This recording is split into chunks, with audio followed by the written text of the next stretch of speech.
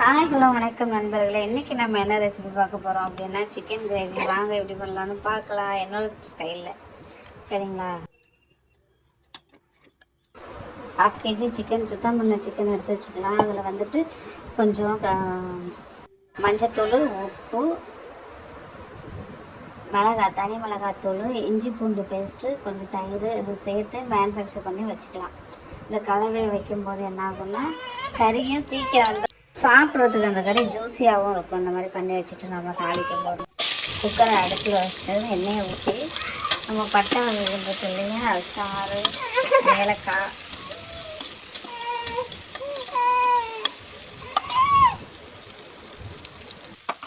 கிராம்பு அதெல்லாம் போட்டு தாளிச்சிட்டு, சாறு, கல்பாசி இதெல்லாம் போட்டு தாளிச்சிட்டு வெங்காயம் போட்டு நல்லா பொன்னிறமாக வதக்கினதுக்கு அப்புறமா நம்ம இஞ்சி பூண்டு பேஸ்ட்டு சேர்த்துக்கலாம். இஞ்சி பூண்டு பேஸ்ட்டு நல்லா பச்சை வாசனை போகிற அளவுக்கு நல்லா வதக்கி எடுத்துக்கணும். சரிங்களா, அதுக்கப்புறமா தக்காளி போட்டு தக்காளியும் பச்சை மிளகாவும் சேர்த்து நல்லா வதக்கி எடுத்துக்கணும். தக்காளியும் பச்சை மிளகா, வெங்காயம் எல்லாம் நல்லா வந்ததுக்கப்புறமா தனியாத்தூள், மஞ்சள் தூள், தனி மிளகாத்தூள் 3 சேர்த்து நல்லா வதக்கி விட்டு நம்ம மேனுஃபேக்சர் பண்ணி வச்சுருக்கோம் இல்லையா நம்ம சிக்கனை தனியாக, அந்த சிக்கனை எடுத்து நம்ம இதில் போட்டு நல்லா வதக்கி விடணும்.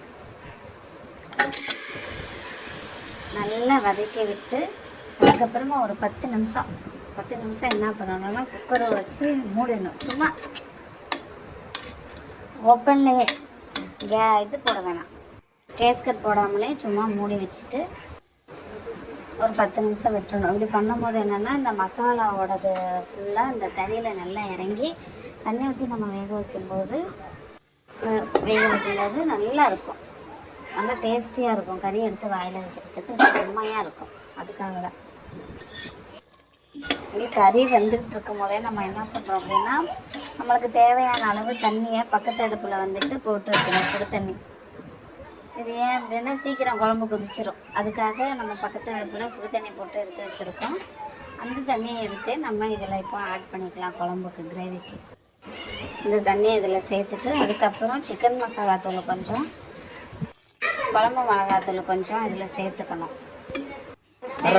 உப்பு சேர்த்து தேங்காய் நம்ம அரைச்சி வச்சுருக்கோம் இல்லையா, சோம்பு போட்டு அரைச்சி வச்சுருக்க தேங்காவை இதில் ஆட் பண்ணி உப்பு காரெல்லாம் கரெக்டாக இருக்கான்னு செக் பண்ணி இப்போ நம்ம குக்கரை மூடிடலாம். இது வந்துட்டு நான் இட்லிக்கு பண்ணேங்க. இன்றைக்கி நான் நைட்டில் பண்ணலாம் இந்த சிக்கன் கிரேவி, அதனால் நான் இட்லிக்கு பண்ணிட்டேன். இட்லிக்கு சாப்பிட்லாம் இந்த கிரேவி, சாப்பாட்டுக்கும் எடுத்துக்கலாம், சப்பாத்திக்கும் எடுத்துக்கலாம், நல்லா அருமையாக இருக்கும். சரிங்களா, இப்போ குழம்பு ரெடி ஆயிடுச்சு.